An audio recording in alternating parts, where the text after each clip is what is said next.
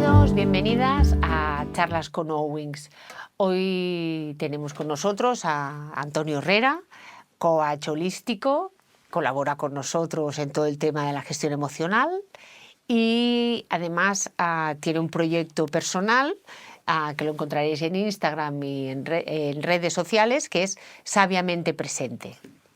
Y hoy vamos a hablar de un tema muy interesante, que se ve que no está, que no es muy modernito ni nada, que hablaremos del miedo, ¿no? Esos miedos que a veces nos atrincheran en casa o que nos invalidan. ¿Nos puedes decir para ti o para todos qué es el miedo? Vale, gracias Nuria. Es un placer de nuevo estar aquí. Y pues mira, el miedo es una emoción primitiva, natural, que surge como un mecanismo de defensa cuando nos encontramos ante algo que pensamos es un peligro o es una amenaza. Esto, si te pones a pensar, nos ha hecho evolucionar en el tiempo a llegar a ser lo que somos, porque el ser humano, a raíz de tener el miedo, pues se ha protegido y se ha defendido para que no se lo coman, ¿no? Exactamente. Claro. ¿Qué pasa? Que en la medida que hemos ido avanzando, sin embargo, en el tiempo moderno nos vamos encontrando con situaciones donde esas situaciones no son reales, sino que están en nuestra mente. Y entonces vamos creando ciertas amenazas que al final de cuentas no ocurren. Entonces tenemos un miedo que nos paraliza, que nos hace entrar en mecanismos de agobio y que realmente son situaciones ficticias que solo ocurren en nuestra mente. Te voy a poner un ejemplo. Cuando yo recibí el diagnóstico de cáncer de recto, se me dijo en un momento determinado que me iban a poner una ileostomía. Y claro, la noticia de tener cáncer fue para mí impactante, pero fue aún peor cuando me dijeron que iba a aportar una bolsa. Y esto a mí me daba mucho miedo. Cuando no fue, sino cuando tomé acciones para poder entender por qué tenía tanto miedo, que conociendo a otras personas que llevaban la bolsa, me di cuenta que habían personas que iban a la playa, que hacían deporte y que llevaban una vida totalmente feliz, aun cuando llevaban una bolsa, que era mi miedo. Entonces todo ese miedo estaba en mi mente, es un miedo que yo mismo lo creé y que era una amenaza ficticia. Bueno, y tendríamos ya el primer miedo, ¿no? Que sería el miedo a lo desconocido. El miedo a lo desconocido, claro, cuando totalmente. Tú no tienes información sobre algo, de entrada tienes mucho miedo, ¿no? Si te diagnostican una enfermedad y no la conoces o no sabes cómo manejarla, aparece miedo, ¿no? Ese miedo del desconocimiento.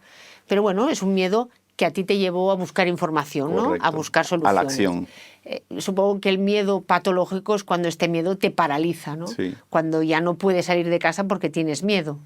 ¿Sí? Claro, siempre y cuando esa parálisis, esa huida o esa acción sea creada por nuestra mente, porque hay momentos en donde sí, tenemos que parar un momento, claro, o tenemos que correr, claro, ¿no? Porque son, digamos, amenazas reales que están ahí. O sea, cuando una amenaza no sea real y ese miedo te paraliza... Es ahí cuando vienen los problemas. Vale, es aquí también cuando tú les ayudas a discernir entre lo que es real y lo que no es real, ¿no? Es correcto, sí. Vale.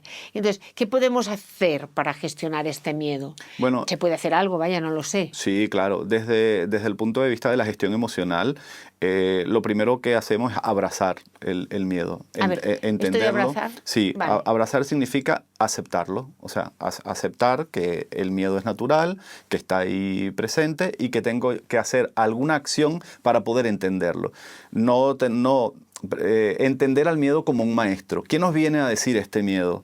¿Qué me enseña este miedo que estoy sintiendo en este momento? Bueno, pues me ayuda a conocer mis vulnerabilidades, mis deficiencias, ¿por qué no? Y me enseña a que debo actuar para poder superar esto que tanto me paraliza. Entonces, recomendaciones que se pueden... Espera, un segundo. Sí. Vamos a pensar, por ejemplo, es que estaba intentando buscar un ejemplo. Miedo de hablar en público. Algo que sé, ahora yo digo, pues tengo que hacer una charla ante un auditorio con mucha gente y me muero de miedo. ¿Qué hago?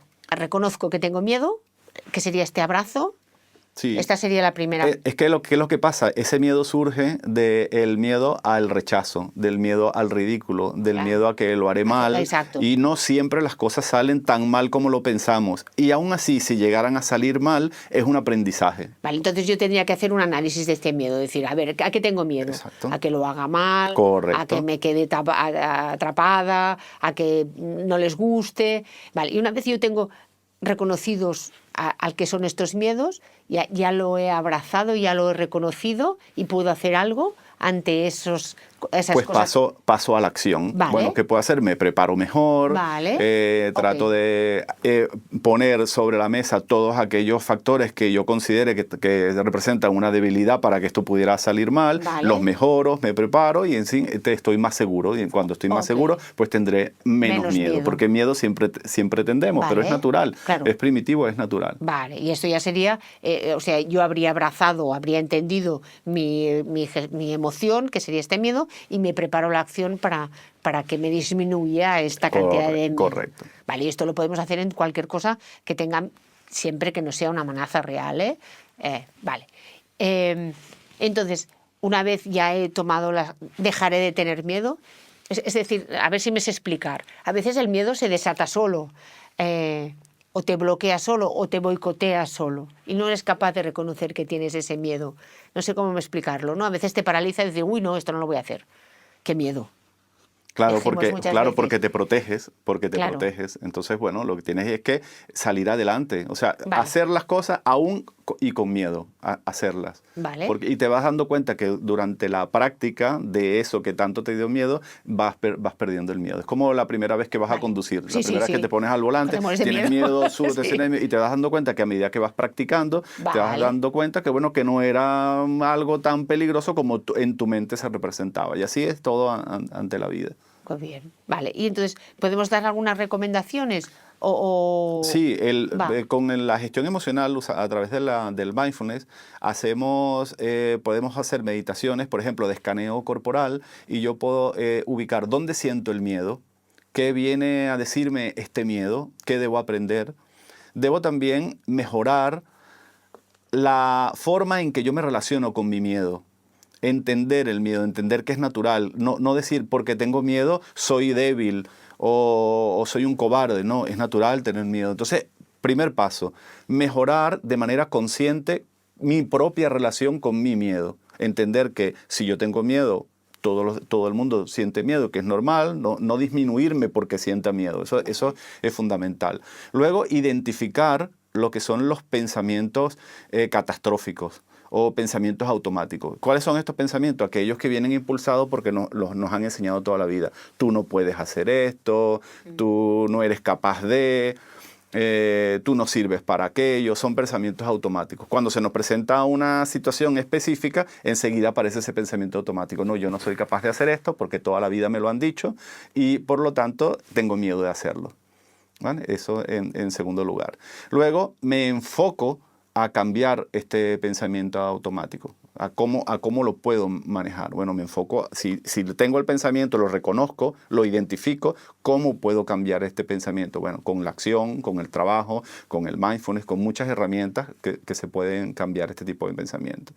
¿Vale? Luego tenemos lo que es la disciplina mental. La disciplina mental consiste en mejorar aquellos esquemas mentales que es como un patrón. Por ejemplo, me explico, cuando la primera vez que íbamos a aprender a leer, siempre, bueno, nos costó, tuvimos un patrón mental, veíamos las letras, tuvimos que pasar por un proceso de disciplina, de lectura y de práctica. Luego, una vez ya aprendido ese proceso, pues ya leemos con total naturalidad. Pues en automático. En automático, así también funciona la mente. ¿Vale? Y por último, olvidar todo esa conducta anterior que teníamos. Es decir, bueno, si anteriormente nos comportábamos bajo cierto patrón en ciertas circunstancias, nos olvidamos porque ya hemos cambiado la idea. Y si te das cuenta, es una regla mnemotécnica de miedo. Mejorar, identificar, enfocar, disciplinar y olvidar. Oh, qué bueno. O sea que la misma palabra miedo te da las recomendaciones para poderlo gestionar. O al menos así lo veo yo. Me acabas de dejar sin preguntas. Lo que pasa es que decir todo esto es muy fácil, pero llevarlo a la práctica es difícil, pero no es para nada imposible. Bueno, nosotros somos el claro ejemplo, al menos yo, de que lo hemos trabajado contigo y se puede hacer. Sí, totalmente. ¿No? Hay una serie de emociones que te identificas más y otras menos, pero es verdad que cuando las trabajas y haces estos procesos, al final molestan menos en tu día a día, ¿no? Te bloquean muchísimo menos. Y por eso cuando muchas veces las personas dicen, es que no pueden cambiar, es que esto es así, no cambiará. No es relativa, o sea, para mí no es verdad. Todo el mundo puede cambiar, ¿no? Puede dejar de hacer si cambia estos patrones, ¿no? Y esto es algo de que con el mindfulness y con la meditación, este patrón cerebral, la meditación como vehículo, también se puede cambiar, ¿no? Esto que me acabas de hacer ahora con el miedo, ¿se podría hacer con todas las emociones? Es decir, ¿podrías venir otro día y hablar de otras cosas? Totalmente, claro que sí, totalmente. Son cosas que por lo general no pensamos conscientemente en ellas, pero que es necesario gestionarlas y poder trabajarlas para poder seguir adelante y en definitiva pues ser más felices. Vale. Hay una cosa que yo como enfermera me encuentro mucho siempre, es el miedo a la muerte. Claro, porque es algo desconocido. Claro, es algo desconocido, pero es algo, quiero decir, que es una amenaza real. Es decir, nos vamos a morir todos, ¿no? Entonces, ¿cómo podemos ayudar a esta gestión de la muerte? Porque esta sociedad ha aislado la muerte. La muerte es vista como un fracaso, como, jolín, ahora se me han acabado mis proyectos. Es como si la muerte no formara parte de la vida, cuando es algo absolutamente natural, ¿no? ¿Por qué hemos separado o por qué le tenemos tanta miedo a la muerte? Bueno, pues es un tema tabú. No se habla de la muerte. Parece que mientras menos hablemos de ellas no va a llegar, ¿no? Claro. O no la tomamos en cuenta. Y tú lo acabas de decir ahora. Es totalmente natural. Recuerda que al principio te dije que el miedo es una emoción primitiva y natural. Está ahí presente. O sea, nunca vamos a dejar de tener miedo. Lo que hay es que gestionarlo. ¿Por qué tanto miedo a la muerte? No lo entiendo. Porque lo que nace, muere. Es así y viene pasando por siglos de siglos. Entonces, lo que hay es que, bueno, aceptar el hecho de que si hemos nacido, en algún momento nos vamos a morir y pues no quedarnos rumiando con la idea de la muerte. La muerte forma parte de nuestra vida, es una etapa más de la vida, la etapa final de la vida. Y por algo es totalmente natural. Hay que aceptarlo. Yo creo que todo empieza por aceptarlo.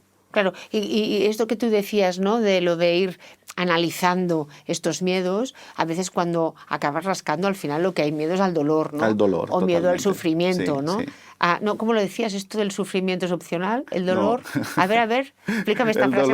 El dolor es inevitable. Exacto. Y el sufrimiento es opcional. Exacto. O sea, yo creo que lo que hay mucho miedo al dolor. Sí, es así. ¿No? El dolor es muy invalidante. Sí, la mayoría de las personas creo que se preocupan más en cómo voy a morir al mismo hecho de la muerte. Claro. Entonces, y eso ya es un sufrimiento que está causando tu mente, porque no se sabe cómo vas a morir. ¿Nos vuelves a recordar esta regla mnemotécnica que me has dejado tan parada que no la he procesado? Sí. La M es... La M es de mejorar la forma en que yo me relaciono con mi miedo. Perfecto. Vale. La I es identificar las ideas o los pensamientos catastróficos o automáticos que están ahí automáticamente. Luego la E, enfocar... Vale. El cambio que tengo que hacer de esas ideas automáticas. O sea, enfocarme en ellas, identificarlas.